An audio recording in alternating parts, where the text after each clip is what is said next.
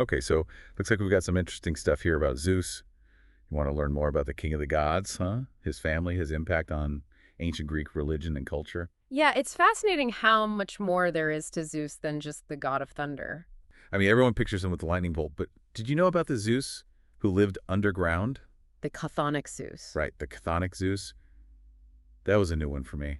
It really challenges our usual ideas about him, you know? It shows that ancient Greek religion wasn't always so straightforward, even with their most important gods. So in some parts of Greece, people actually worshipped a Zeus of the underworld. They did. They had names for him like Zeus Mylikios, which means kindly Zeus, or honeyed Zeus. There was Zeus Chthonios, literally earthy Zeus. And then there's Zeus Katathonios, under the earth Zeus. Pretty So straightforward. how did their worship differ from, like, the Olympian Zeus we all know? Well, think about it. You've got Olympian Zeus getting offerings at these massive temples up on mountains.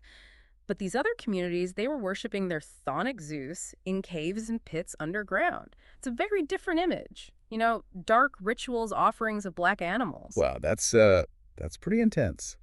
So you have the celestial Zeus way up high, and then this darker, earthier Zeus down below. It really reflects that duality in their thinking. You see the celestial and the chthonic, the sky and the earth all kind of wrapped up in this one figure. That's fascinating. Okay, so we can't talk about Zeus without talking about his love life. Oh yeah, his love life was quite eventful, to say the least. 7 wives. Yeah, That's a lot of wives. and that's just the beginning, Okay, really. let's start with wife number 1, Midas. Menetis was an Oceanid, known for her wisdom and cleverness. I mean, her name actually means wisdom or counsel. But Zeus was afraid of a prophecy that she would have a son who would overthrow him. So what does he do? He swallows her whole. This sounds crazy, right? Right. But you got to remember, this is the same Zeus who overthrew his own father Cronus. It's like this cycle of power struggles. So he was trying to break the cycle by literally absorbing his wife. You could say that, but the thing is, even after swallowing Metis, Zeus still needed her wisdom. She basically became like his inner advisor, you know. So he wasn't just eliminating a threat, he was taking her wisdom for himself. Uh, That's an interesting image. and then, of course, this leads to the birth of Athena, who springs fully formed from Zeus's head, a goddess of wisdom and warfare born from this fusion of strength and intellect. That's a birth story you don't forget. But I'm guessing Hera wasn't too thrilled about that whole situation. Well, Hera, Zeus's most famous wife, she was known for her jealousy, and understandably so.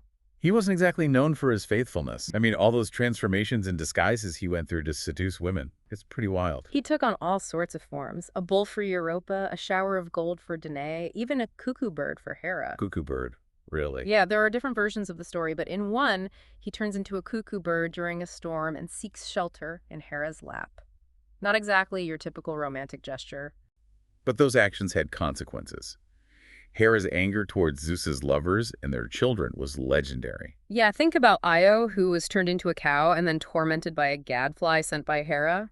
Or Heracles, Zeus's son, by Alcmene, whose life was filled with trials and tribulations thanks to Hera. It makes you wonder if it was all worth it.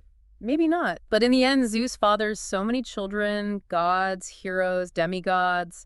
His family tree basically makes up the entire world of Greek mythology. Okay, so we've talked about Zeus, the family man, but his rule as king of the gods wasn't exactly smooth sailing, was it? No, not at all. He faced threats from inside and outside Olympus. Let's start with the external threats. Well, there was the Gigantomachy. This was a massive battle between the Olympian gods and the giants, who were these offspring of Gaia, born from the blood of Uranus. So yeah, more family drama. It seems like that was unavoidable with Uranus as your dad, you know? The sky god who imprisoned his own children. How did Zeus and the other Olympians manage to defeat the giants? They needed help. A prophecy said that the giants could only be defeated with the help of a mortal. That's where Heracles comes in. Of course, Heracles. Always up for a challenge. Exactly. Heracles' strength, combined with Zeus's divine power, allowed them to win and secure Zeus's role. But it didn't last long. A new, even more terrifying threat emerged. You're talking about Typhon, right? Typhon, a monstrous serpentine creature with hundreds of fire-breathing heads. He was the offspring of Gaia and Tartarus, and he wanted revenge for the imprisonment of the Titans. Another challenge to Zeus's authority. Was Typhon a tougher opponent than the giants? It depends on who you ask. Hesiod describes Zeus defeating Typhon pretty quickly. But other accounts, like Apollodorus' version, tell a much more epic story. What happens in that version? Well, when Typhon attacks, most of the gods, even Zeus's allies, are so terrified that they flee to Egypt. They even disguise themselves as animals to escape. But Zeus, being Zeus, he stands his ground. Brave, but maybe a little foolish to face a hundred-headed monster alone. He attacks Typhon with his thunderbolt and his sickle, but Typhon overpowers him. He rips out Zeus's sinews and imprisons him. It's a major setback for the king of the gods. That sounds bad. How does he escape? Hermes and Aegipan, these two lesser-known figures, come to the rescue. They manage to steal back Zeus's sinews, restoring his strength. And with his strength back, Zeus goes after Typhon and eventually traps him under Mount Etna. So even the king of the gods needs help sometimes. It shows that power, even divine power, is not absolute. Exactly. But it wasn't just monsters and giants. Zeus also had to deal with challenges from his fellow Olympians. Oh yeah, that whole rebellion they staged against him. Yeah. Makes those family dinners we talked about earlier seem a little awkward. Yeah, Hera, Poseidon, and Athena were fed up with Zeus, and they tried to overthrow him by chaining him up. Talk about family drama. It just goes to show how complex the power dynamics were within the Greek pantheon. Even as a family, they were constantly fighting for control. So how did Zeus escape this coup? Thetis, the mother of Achilles, came to his aid. She summoned Briareus, one of the Hecaton shares, those 100-handed giants we mentioned before. So the giants end up helping Zeus. That's a twist. Yeah, Briareus was so powerful that he scared the rebellious gods into backing down. I guess even gods can be intimidated sometimes. I can imagine 100 hands would be pretty intimidating. It just goes to show that even though Zeus is the king of the gods, he constantly has to fight to maintain his authority, both against external threats and internal dissent. He's not just powerful, he's also strategic and cunning. Always aware of the shifting balance of power. Absolutely. And all of that, his strengths, his flaws, his complexities, all makes Zeus such a compelling and enduring figure. His story still resonates with us thousands of years later. Zeus is a figure who really embodies those big ideas, ambition, power, even those human flaws, you know? He's not always a good guy, but he's definitely interesting. Yeah, I agree. He's relatable in a way because, we all have flaws. Those human elements, the imperfections that make these myths so interesting. They're not just stories, they're reflections of us. So you mentioned how Zeus's story has had this huge impact on Western culture, art, and literature. Where do we see that most? One big example is the famous statue of Zeus at Olympia. It was actually one of the 7 wonders of the ancient world. Oh yeah, that one's sculpted by Phidias, right? I've seen pictures, but it was destroyed a long time ago. Right, but we can still get a sense of how amazing it was from descriptions and Roman copies. Imagine this massive Zeus, seated on a throne holding a scepter, and a Nike, the goddess of victory. That must have been incredible to see. It showed just how much the Greeks revered Zeus, They saw him as the ultimate authority. What about literature? Besides the obvious examples like Homer's Iliad and Odyssey. Zeus pops up all over Greek literature, from tragedies by Aeschylus and Sophocles to philosophical dialogues by Plato. He's a constant presence, though, interpreted in different ways. So different authors had their own take on him. Yeah, like in Aeschylus's Prometheus Bound, Zeus is portrayed as this kind of tyrannical figure punishing Prometheus for giving fire to humanity. Which brings us to Zeus's relationship with humans, right? He could be benevolent, but also pretty vengeful. Exactly, like the story of Pandora's box, where Zeus punishes humanity for accepting Prometheus' gift by giving Pandora that jar full of evils, which she then unleashes on the world. It's a pretty extreme reaction. Yeah, and then there's the Great Flood, where Zeus wipes out almost all of humanity because of their wickedness. It makes you think about his role as a protector versus a punisher. That's a recurring theme, isn't it? The gods testing humans, punishing them, sometimes even destroying them to start over. It makes you wonder about the power dynamic between gods and mortals. But even in those stories of destruction, there's often a glimmer of hope, like Deucalion and Pyrrha, who survive the flood and repopulate the earth. That's a good point.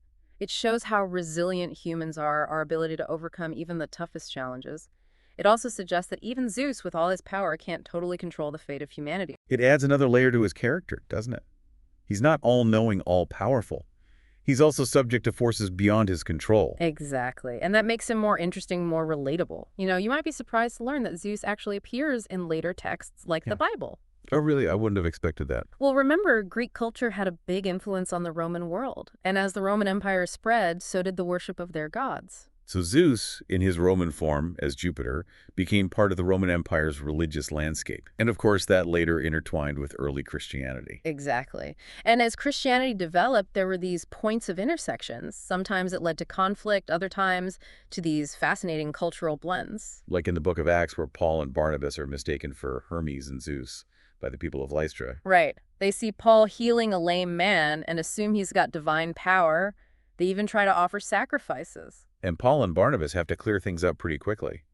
But it shows how deeply ingrained the worship of those gods was in that culture. And there's another part in Acts where the ship that takes Paul to Rome is called Sons of Zeus, referring to Castor and Pollux. Even in such an important Christian text, we find these traces of Greek mythology. It really shows how those myths and figures weren't just limited to ancient Greece. They had a much wider reach, shaping cultures and religions throughout the ancient world. And their influence is still felt today. The stories of Zeus and the other Greek gods are still being told, reinterpreted, adapted in all sorts of modern media. Like all those movies and TV shows based on Greek mythology, Clash of the Titans, Percy Jackson, Wonder Woman, and so many more. It speaks to how timeless they are. These stories are full of adventure, drama, romance, reflections on what it means to be human, and they still resonate with us today. So after exploring all these facets of Zeus, from sky god to underworld deity, from devoted husband to relentless pursuer, from all-powerful ruler to this flawed and relatable figure, what's the one big takeaway? For me, it's the lasting power of myth. These stories pass down over centuries. They still speak to us on a deep level. They give us frameworks for understanding the world ourselves, the complexities of being human. And Zeus, as king of the gods, is at the heart of that mythological universe. He represents both the best and the worst of humanity. He's definitely a figure that gets people talking. On the one hand, there's his strength, his leadership. But on the other hand, his actions can be pretty questionable. Right, that's what makes him so fascinating. There's no easy answer, no single way to understand Zeus. He makes us think about these big questions of good and evil, power and responsibility. It's a reminder that these myths are more than just ancient stories. They have something to say about human nature that's still relevant today. Absolutely. The themes you see in Zeus's stories, ambition, betrayal, revenge, love, loss, the desire for power, these are all universal human experiences. They go beyond time and culture. And the way the Greeks portrayed their gods, with all their flaws and complexities, it makes them feel surprisingly human. It's almost like they were using these larger-than-life figures to examine themselves, to explore the whole range of human emotions and behavior. Don't just think of Zeus as the god of thunder. There's so much more to him than that. It's like peeling back layers, each one revealing something new about Zeus, about the ancient Greeks, and ultimately about ourselves. Exactly, and each layer gives you a different perspective, a new insight. So to our listeners, keep exploring this world of Zeus in Greek mythology. You never know what you might find. And that's a wrap on our deep dive into Zeus. We hope you enjoyed it and learned something new. Thanks for listening.